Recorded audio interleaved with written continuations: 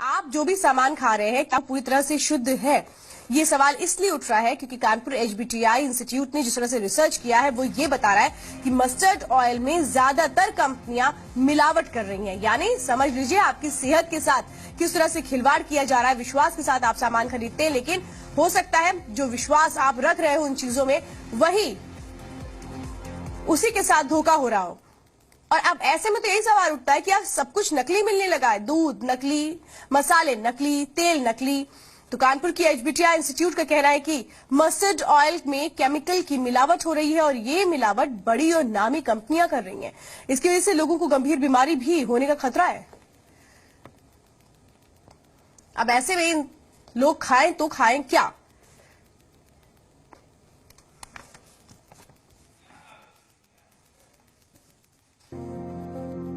भारत में सरसों का तेल सदियों से खान पान में इस्तेमाल होता रहा है।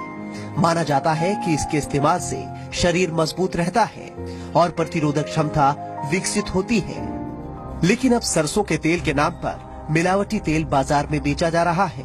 धोखा देने के लिए इसमें पीला रंग भी मिला दिया जाता है। एक रिपोर्ट में ये बात सामने आई है कि कई तरह के केमिकल से तैयार ये तेल न सिर्फ घातक है बल्कि कई बीमारियों को भी जन्म दे रहे हैं।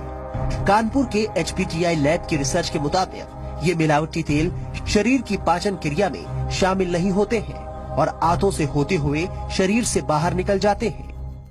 बाजार में जो सरसों का तेल है उसमें बहुत मिलावट है, अतः उस पर हम लोगों ने एक अध्ययन किया है और उसी अध्ययन के अंतर्गत ये पाया गया है कि जो बाजार में साधारण तेल जो खुले हैं सब ब्रांडेड प्रोडक्ट मल्टीनेशनल्स के सब भारतीय उत्पादक करता है, उनमें बहुत मिलावट है। एचबीटीआई ने रिसर्च के लिए कई राज्यों से तेल के नमूने इकट्ठे किए। इनमें लोकल तेल से लेकर बड़ी कंपनियों के ब्रांडेड तेल भी शामिल थे। 8 महीने की रिसर्च से पता चला कि तेल में कुछ केमिकल तो मानक से 20 गुना अधिक मात्रा में मौजूद थे।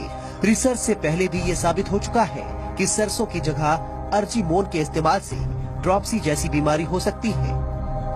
ये बिल्कुल जहर है क्योंकि इससे बहुत गंभीर रोग हो सकता है जिसे कहते हैं एपिडेमिक ड्रॉपसी। ये एपिडेमिक ड्रॉपसी बहुत खतरनाक बीमारी है। इसमें सूजन के अलावा जब ये पानी भरता है, ये पानी पूरे शरीर में फैलता है, फेफड़े तक पहुंच जाता है और फेफड़े से ये हार्ट तक में जोर डालता है और हार्ट में इतना प्रेशर डालता है, हार्ट फेलियर हो जाता है। इस रिपोर्ट के बाद केमिकल इंजीनियरों ने ऐसे तेल से होने वाली बीमारियों का पता लगाने के लिए मेडिकल बोर्ड गठित करने की सिफारिश की है। वहीं आम आदमी भी रिपोर्ट के बारे में जानकर हैरान परेशान है। पहले भी ये बात सामने आ चुकी है कि देश में जितना सरसों पैदा होता है उससे ज्यादा तेल बाजार में मौजूद है। ऐसे में मिलावटी और नकली तेलों पर रोक लगाकर ही आम आदमी की सेहत का ख्याल रखा जा सकता है। तो आप जो भी खाइए कम से कम ये सोच के खाइए या समझ के खाइए, देख कर खाइए कि दरअसल उसमें कहीं ऐसा तो नहीं है मिलावट है। अगर लग रहा है आपको खाने में कि टेस्ट में कुछ फर्क है या कुछ भी है तो फिर अलर्ट हो जाइए। तो नकली खाद्य तेल लीवर को किस तरह से नुकसान पहुंचाता है ये हम आपको बताते हैं। ये शरीर के डाइजेशन सिस्टम को भी बुरी तरह से हिलाकर रख देता है। नकली खाद्य तेल से हाइपरटेंशन और कोलेस्ट्रॉल बढ़ता है। नकली खाद्य तेल की वजह से किडनी भी खराब हो जाती है। तो जॉइंटिस, हेपेटाइटिस, उल्टी, पेचिस, एनीमिया जैसी घातक बीमारियां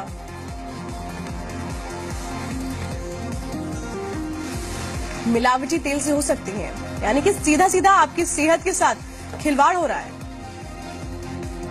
तो चंद मुनाफे के लिए कैसे लोगों की सेहत के साथ खिलवाड़ कर रही हैं कंपनियां, लेकिन इन्हें क्या रोकने के लिए कोई नियम नहीं है? क्या इन पर सख्ती नहीं हो सकती? और इस तरह से हिम्मत कैसे हो जाती है मिलावटखोरों की मिलावट करने की? क्या कहीं ना कहीं सिस्टम की खामी इसमें नजर आती है?